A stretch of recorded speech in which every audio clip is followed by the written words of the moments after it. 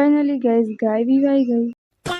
Hey guys, good morning, welcome to my new vlog. તમે તમને આગળના વ્લોગમાં જણાવ્યું હતું કે આ ગાય અમારી વિવાહવાની છે, કે એની ફર કરતી હતી. લાગતું હતું કે સાંજે વિવાઈ જશે, પણ એને તો ખૂબ જ લાંબી રાત લઈ લીધી, કારણ કે રાત્રે 3:30 વાગે વિવાઈ ગઈ. અને વાછડું બહાર આવતાની સાથે જ એની મા તો વાછડાને ચાટવા લાગી હતી. ત્યાર પછી થઈ ગયું અજવાળું અને ભાઈને પપ્પા બેસી ગયા હતા ગાયો ધોવા માટે, અને સાથે સાથે વિવાઈ ગયેલી ગાયને પણ ધોઈ લીધી. ત્યાર પછી ગાયને બાંધી દીધી બીજી જગ્યાએ. ત્યાં તો દૂધ પીવડાવી છતાં પણ દૂધ પીવા માંગતી હતી.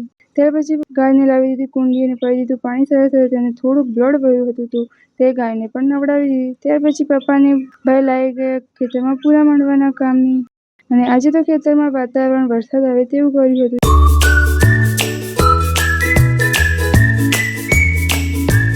આ વાછડી એવી છે કે આખો દિવસ રેક જ કરે છે, શાંત જ નથી રહેતી. તો મારો આજનો વ્લોગ અહીંયા પૂરો કરું છું. મળીએ આવા બીજા વ્લોગ સાથે. જય માતાજી. Thank you so much for watching.